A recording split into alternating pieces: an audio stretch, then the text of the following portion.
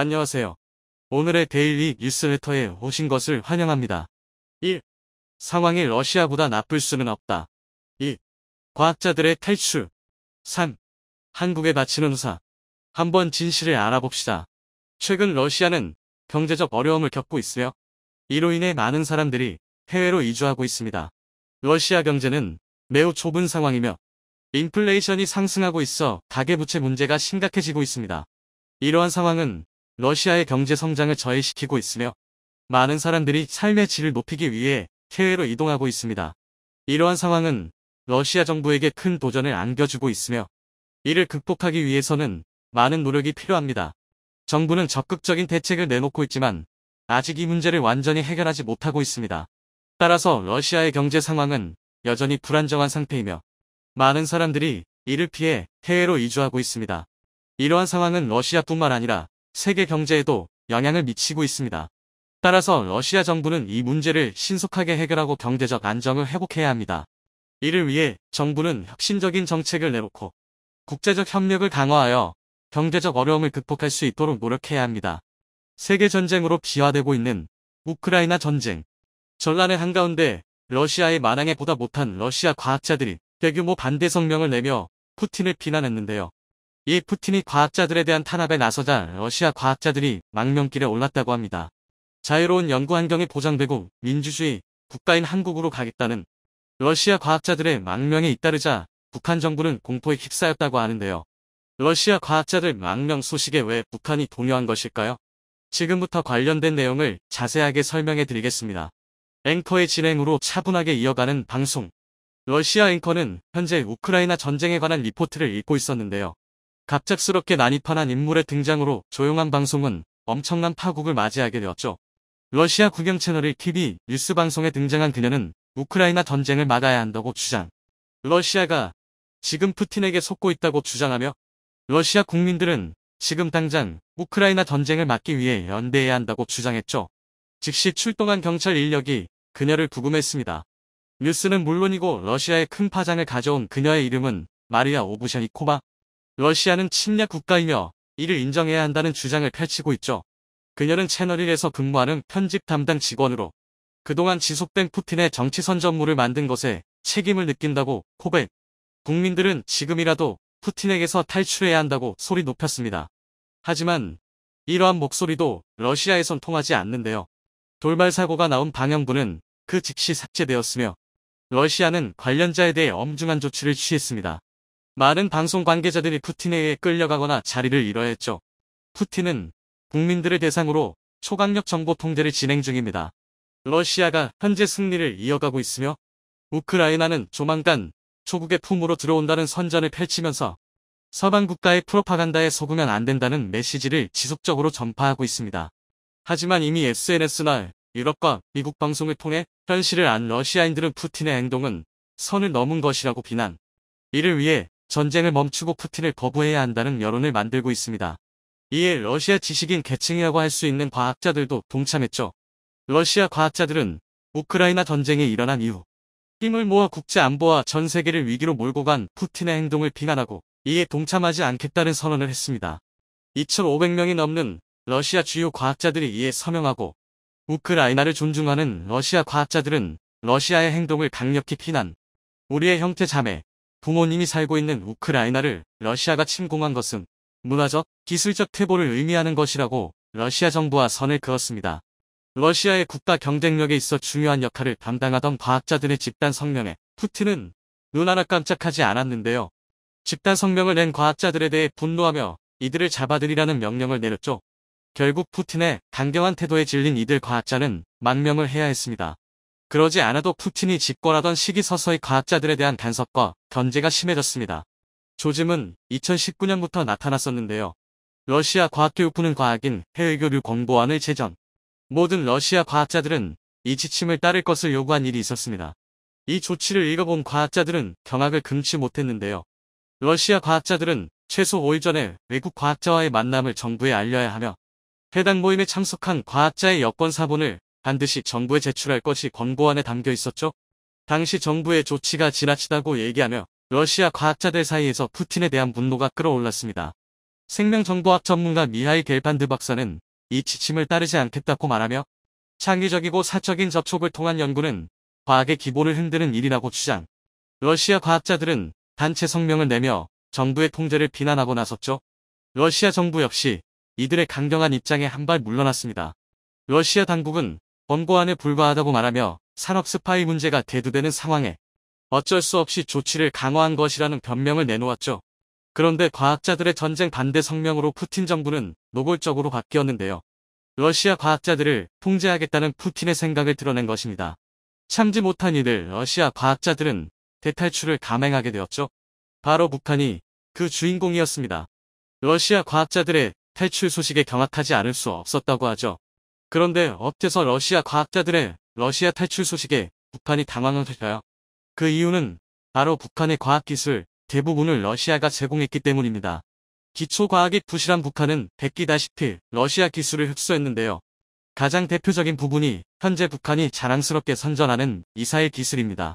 사실 경제는 물론이고 국가 경쟁력에서 최하의 수준에 머무는 북한이 핵무기를 비롯해 첨단 미사일 개발에 앞서갈 수 있는 것은 불가능에 가깝습니다.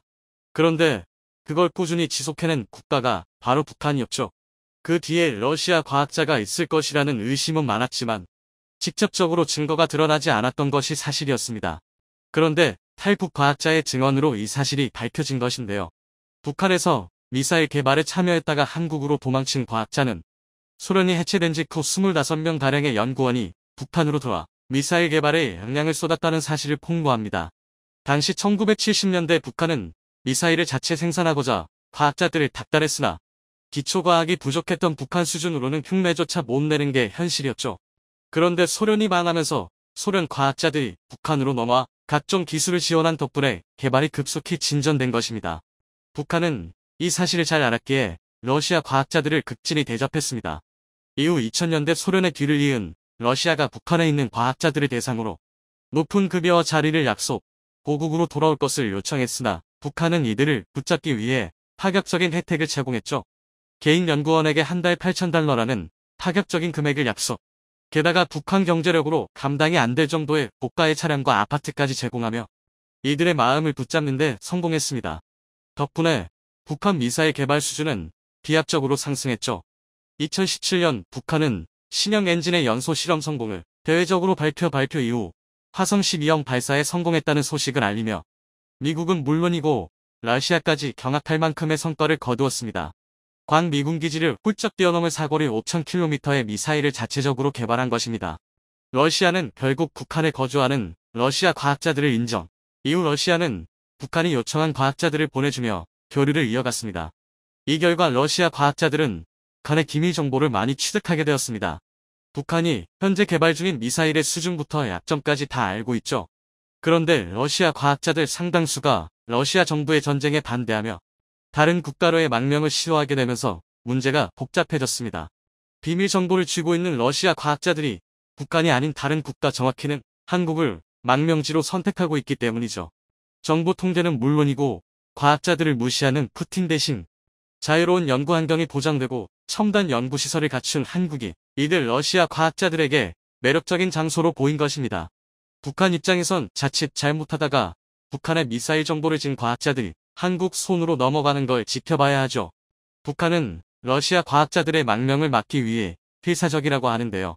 그러나 이미 러시아의 눈을 피한 이들 과학자들을 추적하기 어려운 상황이라고 합니다. 최근 북한은 우크라이나 침공과 관련해 러시아를 공개 지지. 북한 외무성 대변인은 언론을 통해 우크라이나 사태의 발생 근원은 전적으로 다른 나라의 강권과 전횡을 일삼는 미국이라고 지칭하며 오히려 문제의 원인을 서방 세계에 돌렸죠.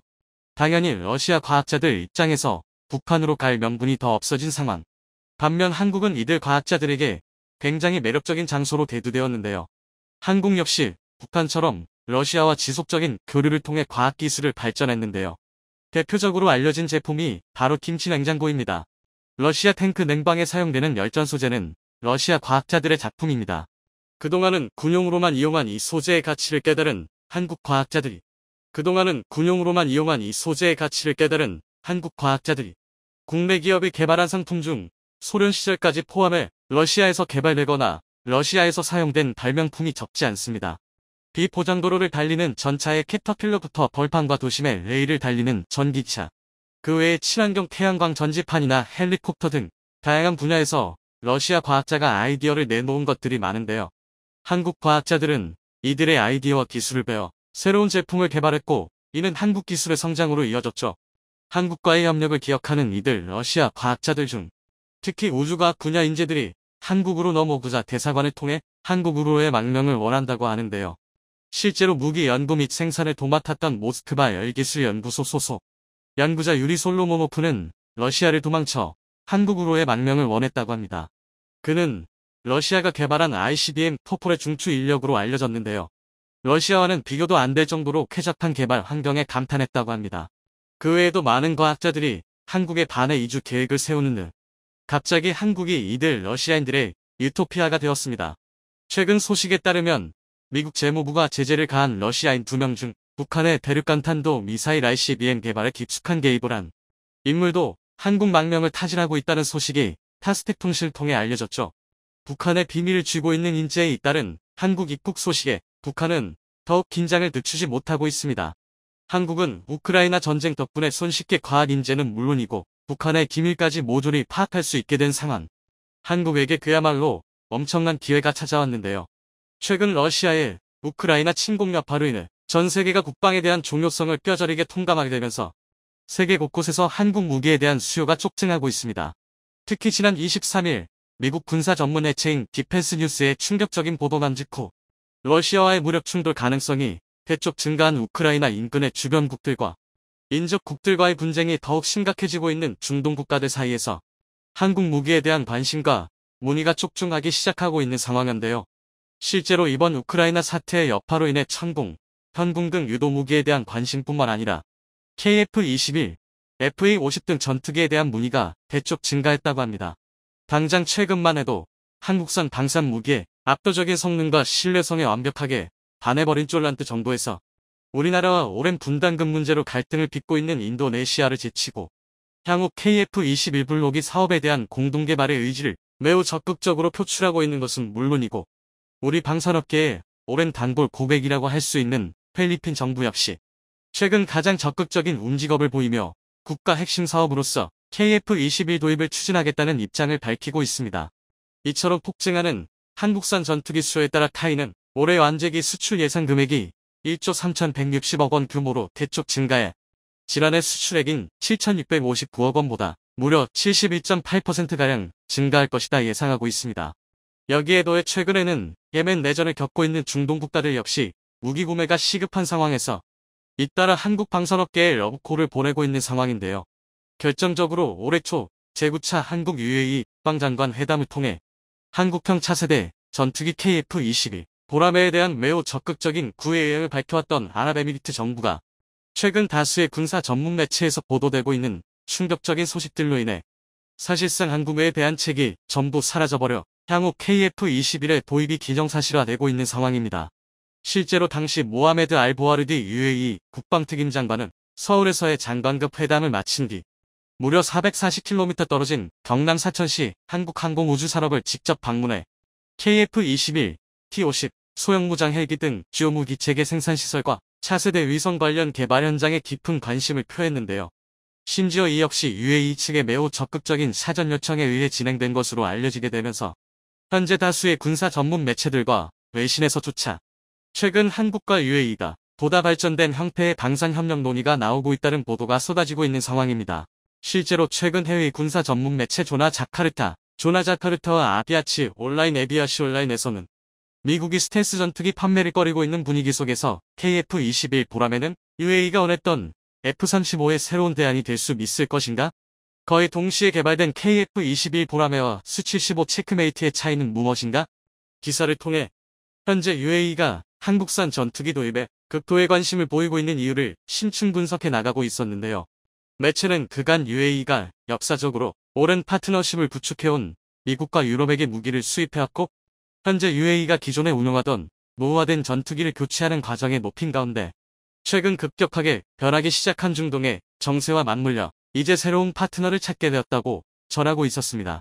당초 트럼프 행정부 시절 UAE는 미국과의 F-35, 50대 수출에 대한 논의를 적극적으로 타진해 나가고 있었지만 미국 정치권 내에서 UAE가 F-35를 무려 50대나 보유하게 될 경우 오히려 이란을 자극해 중동의 정세가 더욱 급속도로 불안해질 수 있다는 판단하에 판매를 중단한 것이었습니다. 급격히 불안해진 중동의 정세 속에서 매우 심각한 안보 공백이 생겨버린 UAE는 다급히 새로운 대안책을 찾아야만 했는데요. 이에 당초 UAE가 다급히 시선을 돌린 곳은 바로 러시아제 무기였습니다.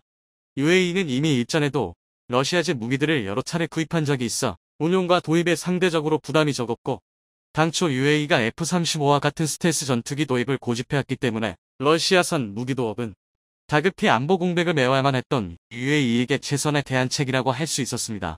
심지어 지난해 모스크바 항공수 박람회에서 전격 공개된 러시아산 신형 스텔스 전투기 인수-75 체크메이트는 미국 F-35의 3분의 1 가격에 해당되었기 때문에 UAE 국방부는 고민조차 하지 않고 막대한 자금을 조달한 것으로 분석되었는데요.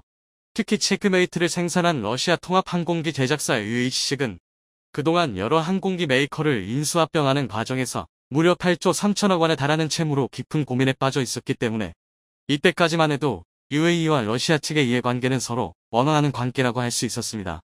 물론 체크메이트는 개발 단계부터 지나친 원가 절감이라는 한계성 때문에 완전한 스텔스 능력을 발휘하는 것에 다소 회의적이라는 평가가 나오고 있었지만 그림에도 불구하고 KF-21과 비교해 성능이 비슷하거나 다소 우수한 레이더 반사면적 적합 조치를 취한 것으로 평가되기도 했죠. 실제로 이 때문에 세계 각국의 군사 전문가들 사이에선 러시아의 체크메이트가 한국산 보라매의 가장 큰 라이벌로 금부상하게 될 것이라는 분석이 나오고 있었습니다.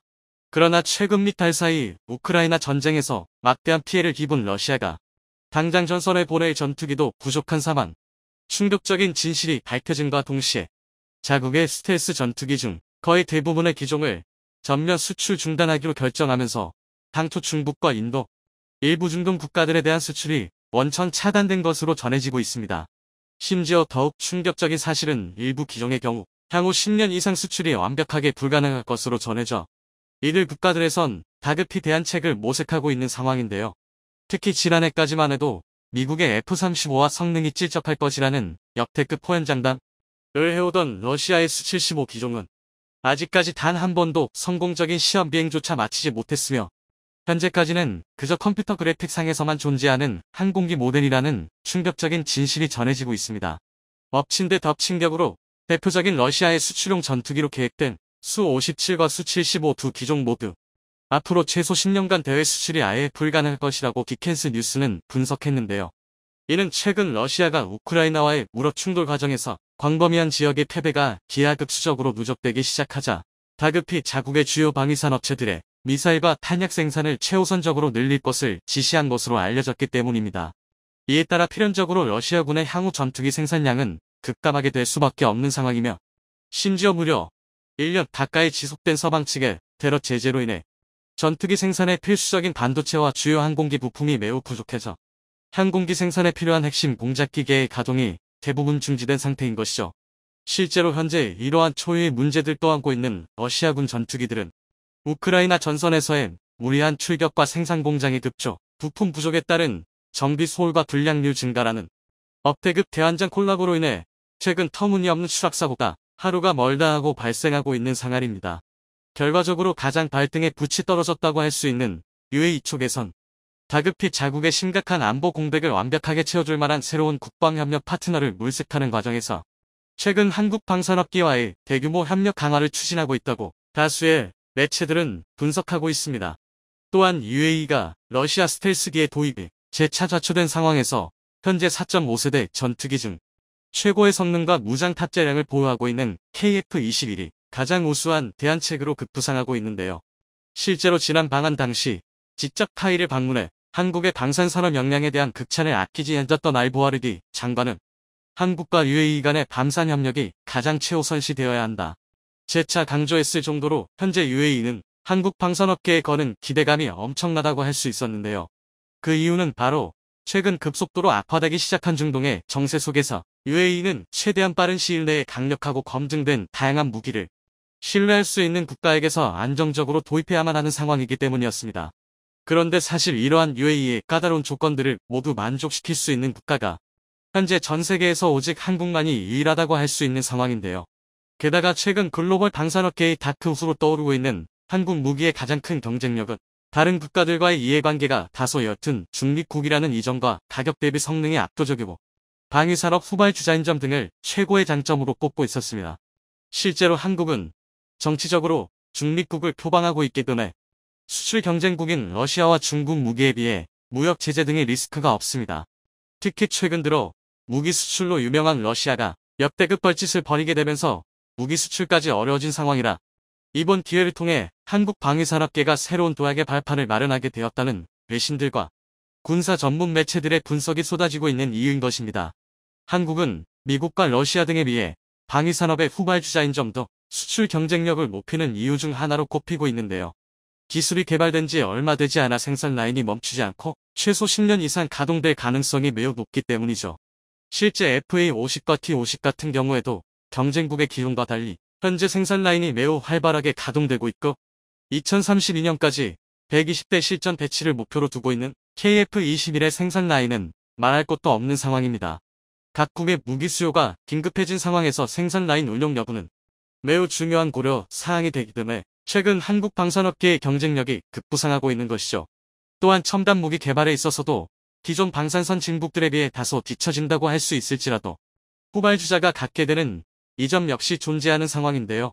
최근 들어 한국 방산업계가 전력화시키고 있는 무기들 중 대부분은 가장 최신 기술과 소재들을 적용해 생산하고 있기 때문에 이번 우크라이나 사태를 통해 군의 현대화가 자국의 전력 향상에 있어 얼마만큼 지대한 영향을 끼치는지를 직접 목격한 세계 각국에서 현재 한국 방산업계에 잇따른 러브콜을 보내고 있는 결정적인 이유인 것입니다.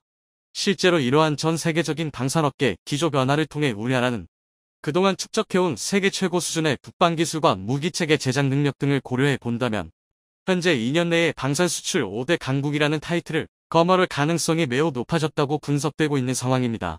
이에 한 방산업계 관계자는 한국 무기는 미국 같은 방산 선진국에 비해 가격이 저렴할 뿐만 아니라 성능도 뛰어난 편. 사실상 신냉전 시대가 시작됐다고 할 수 있는 가운데 동유럽, 중동, 동남아 국가들을 중심으로 문의가 폭증하고 있다. 전하고 있습니다. 다만 한 가지 아쉬운 점이자 바람이라고 한다면 이처럼 세계 최고 수준의 군사력을 보유하고 있는 우리나라 방산업계 마치 수식어처럼 따라붙고 있는 가성비라는 장점이자 단점을 향후 더욱 압도적인 기술 개발을 통해 타국 무기에 비해 몇 배나 비싸도 한국산 무기는 반드시 믿고 살 수밖에 없는 무기다. 완전히 뒤바뀔 수 있다는 놀라운 소식까지 전해지고 있는데요. 지금부터 이 놀라운 내용 최고 수익률에서 여러분들에게 전해드리겠습니다. 공화당의 압승까지 전망됐던 미국 중간선거에서 예상과 달리 레드웨이브 공화당 물결가 발생하지 않은 것은 낙태권 이슈와 도널드 트럼프 전 대통령 때문이라는 분석이 미국 언론에서 나오고 있습니다.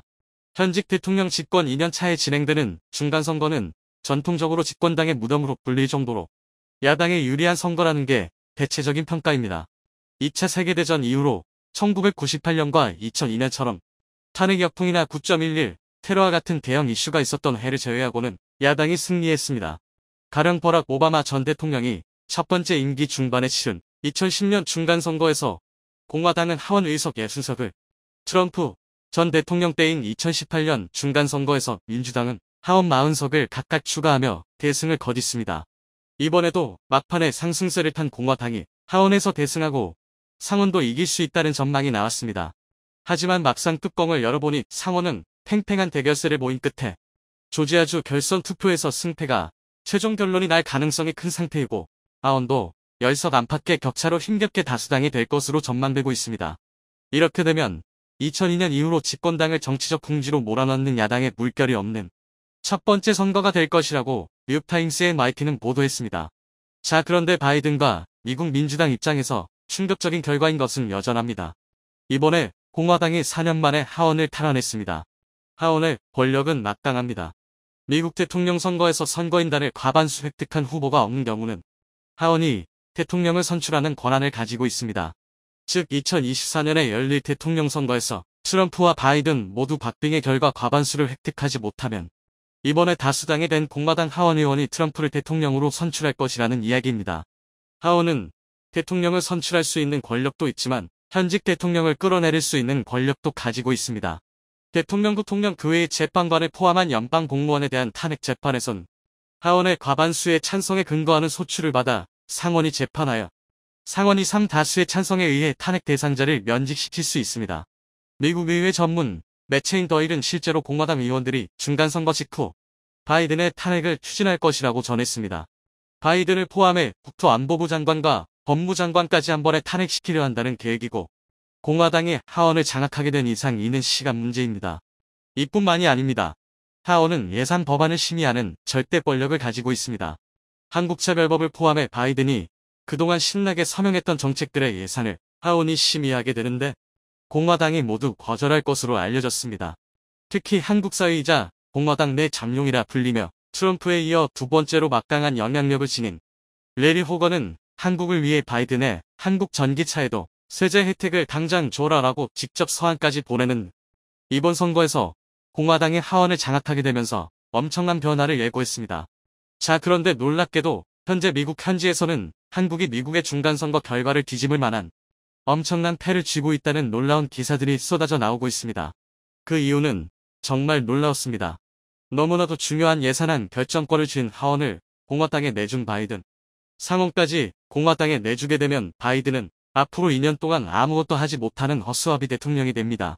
미국 하원이 미국 국민들의 대표 기관이라면 미국 상원은 주정부와 주의회의 대표 기관이기 때문에 군대의 파병, 반려의 임명에 대한 동의, 외국 조약에 대한 승인 등 범국가적이고 신속을 요하는 권한은 모두 상원에게만 있습니다.